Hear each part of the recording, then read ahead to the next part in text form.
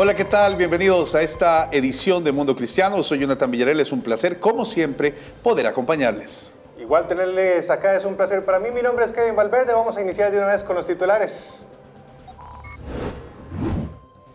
Esta semana la Corte Suprema de Estados Unidos discutió hasta qué punto se pueden realizar abortos de emergencia.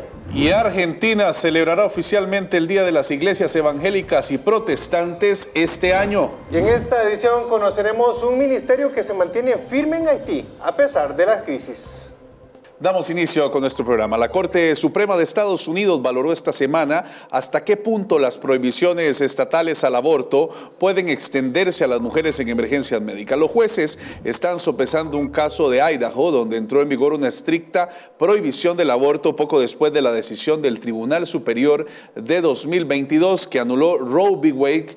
El caso marca la primera vez que la Corte Suprema considera una prohibición estatal desde entonces y se produce mientras los jueces consideran otro caso, aún pendiente, que busca restringir el acceso a los medicamentos abortivos. La administración Biden sostiene que se debe permitir a los hospitales interrumpir embarazos en raras emergencias en las que la vida o la salud de una paciente corren grave riesgo, incluso en estados donde los abortos están prohibidos. El estado de Idaho dice que su ley tiene una excepción para los abortos que salvan vidas y sostiene que la administración Biden quiere definir las emergencias de salud de manera más amplia para convertir los hospitales en enclaves de aborto. La interpretación de la ley por parte de la administración Biden abriría un vacío legal de salud mental para el aborto. Se espera que la Corte Suprema se pronuncie a finales de junio, aunque los jueces ya mostraron algunas de sus posturas.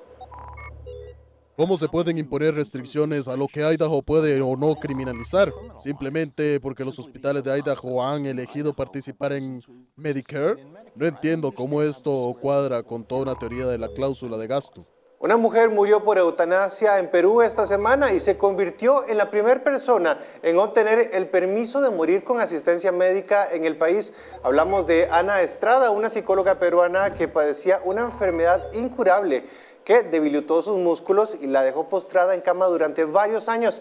En el 2022, la Corte Suprema de la Nación concedió a Estrada una excepción que le dio la capacidad de decidir cuándo ponerle fin a su vida y dijo que quienes la ayudaron no serían castigados. Perú es un país conservador donde la eutanasia y el suicidio asistido son ilegales. De hecho, la eutanasia es ilegal en la mayoría de los países latinoamericanos, excepto en Colombia y Ecuador. Y celebramos esta noticia porque Argentina oficialmente va a celebrar cada 31 de octubre como el Día Nacional de las Iglesias Evangélicas y Protestantes. El Senado convirtió en ley el proyecto que proponía el 31 de octubre como el Día Nacional de las Iglesias Evangélicas y Protestantes, en conmemoración del momento en que el monje alemán Martín Lutero clavó las 95 tesis en la puerta de la iglesia del castillo de Wittenberg, lo que marcó el inicio de la Reforma Protestante en el año 1517. Esto es un logro que la iglesia en general celebra y es una oportunidad para reflexionar sobre los desafíos y oportunidades que enfrentan estas congregaciones en la actualidad. Esa unidad llega a que la iglesia hoy pueda pararse y decir a una sociedad, bueno, acá estamos para aportar, para servir, no para imponer nada, pero para comprometernos con las necesidades, para poder ofrecer determinadas cosas que la iglesia, más allá de su culto interno, puede dar a la sociedad, ¿no? El pastor Christian Hoff aseguró que declarar el 31 de octubre como el Día Nacional de las Iglesias Evangélicas y Protestantes reconoce la importancia de esta tradición religiosa en la sociedad y el lugar que ocupa la iglesia. Saber de que muchas veces se ha tildado a las iglesias evangélicas como sectas, como grupos peligrosos, algunos han querido denostar o estigmatizar a las personas de fe evangélica, como que, bueno, determinadas maneras de querer, como, digamos, manchar. Los aportes que hoy realiza la Iglesia Evangélica juegan un papel esencial tanto en la vida social como espiritual de los argentinos, siendo un respaldo del arduo trabajo y el crecimiento de la religión evangélica que viene de menos a más, según datos del CONICET y que el pastor respalda. En el año 2008, que la Iglesia Evangélica ascendía al 9% de la población y que en el 2019 ascendía al 15,3% en todo el país. Esto habla de un crecimiento Y como la iglesia evangélica tampoco es lineal, como vos conocés en todos los países de nuestra querida América Latina, no tenemos, digamos, un registro exacto del número de iglesias. Calculamos que tenemos más de 25.000 iglesias. Hoff asegura que la aprobación de esta ley es el comienzo de otros temas que se están discutiendo en la Cámara del Senado y que ha obstaculizado a la iglesia a ejercer una función pastoral. Por ejemplo, las Fuerzas Armadas. No tienen acceso los miembros de Fuerzas Armadas en nuestro país a una capellanía o a una asistencia pastoral. Siento que son muchos evangélicos. Y eso es una deuda que tiene el país. O, por ejemplo, lo mismo en otras fuerzas de seguridad, ¿no? Ese es uno de los grandes temas que hasta ahora no ha sido considerado, y es muy difícil porque hay poco ánimo. El presidente de Asiera afirmó que la Iglesia Argentina seguirá trabajando en conjunto con la Alianza Evangélica Latina para que todo Latinoamérica avance y logre que las iglesias sigan creciendo en unidad, uno de los desafíos más grandes que enfrenta la sociedad. La crisis en Haití empeora cada día, pero aún hay ministerios que siguen en pie. Les contamos de qué trata al volver de la pausa.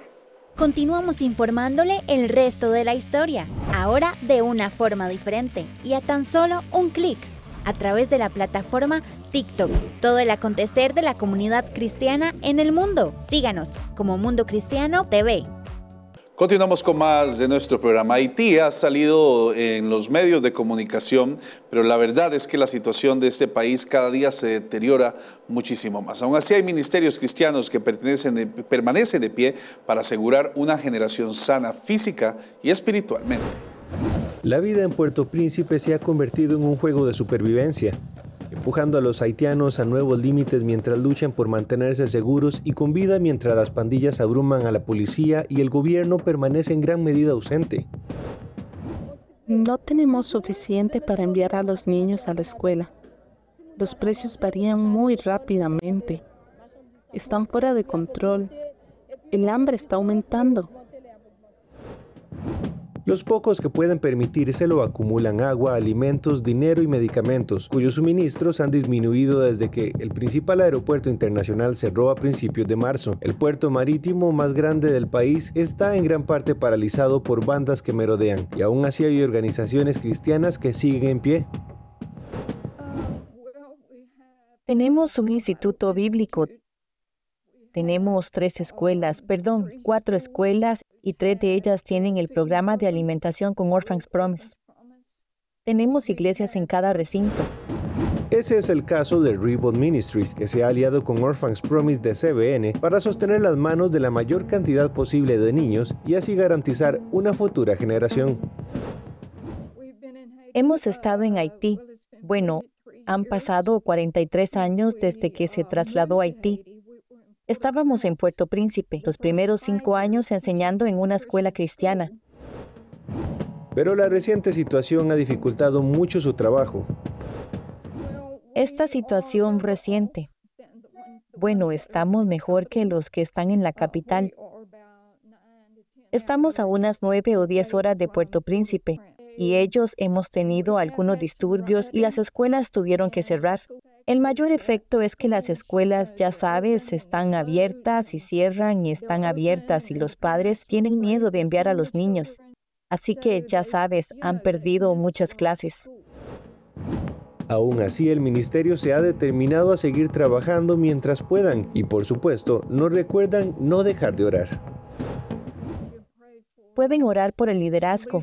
Esta es una de las cosas que hemos acentuado. Vemos a todos en el ministerio, si están en la escuela bíblica o si son un niño o en la escuela primaria como líderes potenciales que estamos testificando para Haití. Hasta el momento, más de 95,000 personas han huido de Puerto Príncipe solo en un mes, mientras las pandillas atacan comunidades, incendian casas y matan a personas en territorios controlados por sus rivales. La plataforma de streaming Netflix estrenó el mes pasado el docudrama Testamento, la historia de Moisés, uno de los relatos bíblicos más conocidos que ha logrado situarse entre las 10 series más populares de la plataforma.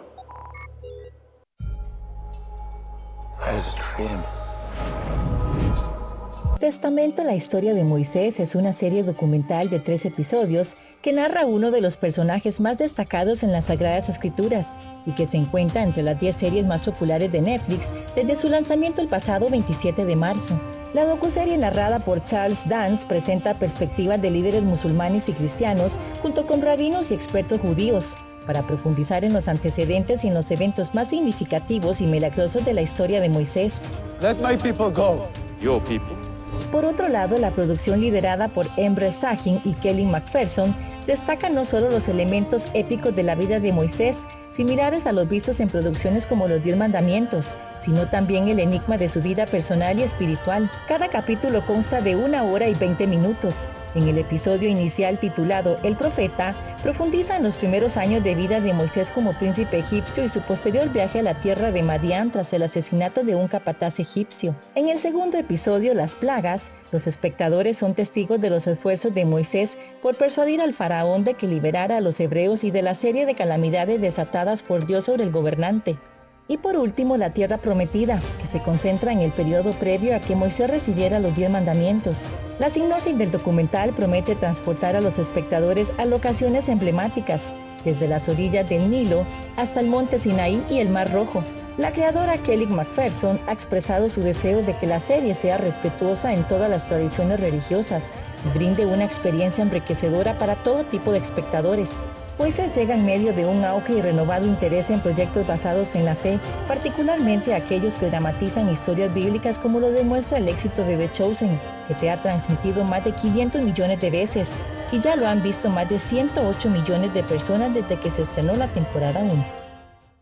Y les traemos una recomendación de cine cristiano. Unsung Hero, o Héroe Anónimo, en español, es la inspiradora historia de la familia Smallbone, que incluye a los miembros de For Kindness Country, Joel y Luke Smallbone, y a su hermana, mientras emigran de Australia a los Estados Unidos después del colapso de la exitosa compañía musical de su padre. El dúo ganador de un Grammy ofrece a los espectadores una mirada interna de cómo la familia, la fe y la oración los han impulsado a hacer un éxito internacional con esta película que se estrenará este fin de semana. El corazón de la historia es Helen Smallbone, la madre de los 7 niños, interpretada por Daisy Betts, una madre llena de fe que resiste contra viento y marea todo el proceso e inspira a su esposo e hijos a aferrarse a su fe. El título de la película es un tributo a su madre y a quien la banda de rock cristiano le dedicó una canción. Luke Smallbone coprodujo la película y dijo que espera que inspire a las familias a acercarse más a Dios. Y hacemos una pausa y ya volvemos con más de Mundo Cristiano. Continuamos informándole el resto de la historia, ahora de una forma diferente y a tan solo un clic, a través de la plataforma TikTok. Todo el acontecer de la comunidad cristiana en el mundo. Síganos como Mundo Cristiano TV. Gracias por continuar con Mundo Cristiano. Hace una semana, este noticiero, Mundo Cristiano, tuvo la oportunidad de conversar con el vocero de las Fuerzas de Defensa israelíes para que nos diera una perspectiva realista y de primera mano de la guerra que Israel está librando con 7 frentes de batalla. Les dejamos un resumen de esta entrevista. Hamás impuso una guerra y Israel se está defendiendo. En esta guerra no es una guerra que jamás haya comenzado, es decir, es una guerra que jamás la impuso y que nosotros no estamos luchando contra el pueblo en Gaza, estamos luchando contra el grupo terrorista Hamás. Y a la hora de luchar esta guerra, lo hacemos de acuerdo a los estándares y por encima de los estándares del derecho internacional humanitario. Es decir, cada uno de los objetivos que alcanzamos en la Franja de Gaza tienen por detrás una necesidad militar, una proporcionalidad que es la ventaja específica que se obtiene de operar en un determinado objetivo frente a la cantidad de daños colaterales posibles, y una distinción entre civiles no involucrados en el conflicto y terroristas involucrados en el conflicto. La dificultad es que Hamás le pone una trampa a Occidente al mimetizarse e incrustarse dentro de la población civil durante prácticamente 17 años, y lo que estamos viendo en este momento es una lucha de un país democrático contra un grupo terrorista que podría estar terminando la guerra hoy si desmilitariza Gaza y si devuelve a 133 secuestrados de Israel. Esto es una situación compleja por donde quiera que lo veamos, la que se está enfrentando en este momento. ¿Cuál es el riesgo para Israel de no acabar con los 4 batallones que ustedes tienen identificados en Rafah? Bueno, yo creo que si Israel no lograse desmantelarlos por alguna cuestión, es decir, que el mundo obligue a Israel a hacer un alto el fuego incondicional, eso equivale a un terrorismo ininterminable y a la reanudación de los esfuerzos de exterminio por parte de Hamas. Esto es exactamente lo que declaró Razi Hamad, un alto funcionario de Hamas, que el 7 de octubre fue solo la primera vez. Habrá una segunda, una tercera, una cuarta, y realmente cualquiera que hubiese propuesto un alto el fuego con Alemania, sin la rendición completa de los nazis, hubiese sido considerado un loco. Hoy, lamentablemente, en algunos sitios en las Américas, es considerado un luchador por los derechos humanos. Y hablemos ahora de Irán. ¿Qué fue lo que sucedió con Irán y por qué el conflicto ha sido tan abierto ahora y no como en el pasado? Irán formula declaraciones y actúa para destruir al Estado de Israel hace décadas. No creo que ningún país en el mundo toleraría las reiteradas amenazas a su existencia como las que profiere Irán de forma constante. Nosotros estamos en guerra ya hace 6 meses. Irán no ha parado de atacarnos en los últimos 6 meses por 6 frentes distintos. El domingo de noche atacaron desde su propio territorio, eso es lo que no tiene precedentes, pero Irán estuvo, como quien dice, detrás de telones, detrás de bambalinas en los últimos 6 meses, porque los Houthis en Yemen, Hezbollah en el Líbano, Hamas en la zona de la Franja de Gaza, las milicias chiitas en Irak y otros grupos terroristas aquí de la zona, están usando armas iraníes, conocimiento iraní y fondos iraníes de forma constante en todo este tiempo y también desde antes. Estamos viendo mucho la presión de países, academia, medios de prensa, diciendo que se detenga y merme el conflicto. ¿Hay alguna salida que no sea bélica para este conflicto? Mirá, ojalá hubiese. En este momento, yo creo que si nosotros no podemos darnos el lujo de perder ni una sola batalla contra el terror. Porque perder una batalla contra el terror significaría básicamente que, es decir, sería un genocidio, ellos lo dicen abiertamente, a una escala muy grande aquí en Israel, ¿sí? A diferencia de los Estados Unidos y sus aliados, que lucharon a miles de kilómetros de su país y por lo general por encima de la tierra, no por debajo de la tierra, como nos pasa en cientos de kilómetros de túneles que ha acabado el Hamas, a miles de kilómetros de sus hogares contra el terrorismo. Israel está luchando contra el terror en sus fronteras, contra Hamas en Gaza, pero realmente al lado nuestro, con Hezbollah en el norte, y estamos siendo atacados por varios frentes. Yo creo que cualquiera, vuelvo a repetir, que hubiese propuesto un alto el fuego en Alemania, sin la rendición completa de los nazis, hubiese sido considerado una persona que es un loco. Pero hoy se lo considera muchas veces un luchador por los derechos humanos. A veces el precio en este momento de hacer lo que tenemos que hacer es muy alto, genera tragedias. Pero si no hacemos lo que tenemos que hacer, en unos años el precio, o ahora, o en unos meses el precio puede llegar a ser muchísimo más alto, pero muchísimo más alto, Jonathan. ¿Qué le diría usted hoy a los cristianos? Miren, el judaísmo ha sido la voz de la esperanza en el concierto de las naciones los últimos 4000 años. Y de hecho, nuestro himno se llama La Esperanza. La esperanza de ser un pueblo libre en nuestra tierra, la tierra de Sion, la tierra de Jerusalén, que es por lo que estamos luchando. No podemos dormir con nuestros secuestrados en la Franja de Gaza y luchamos por encima de los estándares del derecho internacional humanitario, que es la ética maximalista frente al derecho internacional humanitario, que es la ética judeocristiana. No creo que tengan ni un poquito de duda sobre eso. Nosotros seguimos adelante, no porque querramos, seguimos adelante porque no tenemos otra opción que no sea derrotar al terrorismo. Y no vamos a pedir perdón por no dejarnos exterminar. Vamos a seguir adelante y repito, con la intención de un día tener paz. Pero antes tenemos que tener seguridad. Yo estoy aquí en la reserva vestido de verde, también para que un día mi hijo no esté aquí vestido de verde, es decir, de militar, para un día tener paz. Pero lamentablemente en esta zona del Medio Oriente, a veces el que quiere paz debe prepararse para la guerra, tiene que saber lucharla en la medida que se la impongan, como nos la impuso Hamás el día 7 de octubre. Si usted quiere ver la entrevista completa, lo puede hacer por medio de YouTube o también por medio de Spotify o cualquiera de las plataformas que utilizamos de nuestro podcast. Ha sido una excelente conversación en la que usted puede aprender bastante de lo que sucede en Israel. Continuamos porque siguiendo siempre en Israel, en medio de la próxima fiesta de Pascua judía, los familiares de los secuestrados del 7 de octubre se reunieron en un devastado kibutz para clamar una vez más por la libertad de sus seres queridos. Julie Stoll, corresponsal de CBN en Oriente Medio, nos cuenta su historia. El pueblo judío celebra la Pascua cada año con una comida de Seder, recordando el milagroso éxodo de los israelitas de Egipto después de que Moisés dijera al faraón, «Deja ir a mi pueblo». Conocida como la Fiesta de la Libertad, los aquí presentes tienen el mismo mensaje para los captores que aún mantienen secuestrados a sus seres queridos.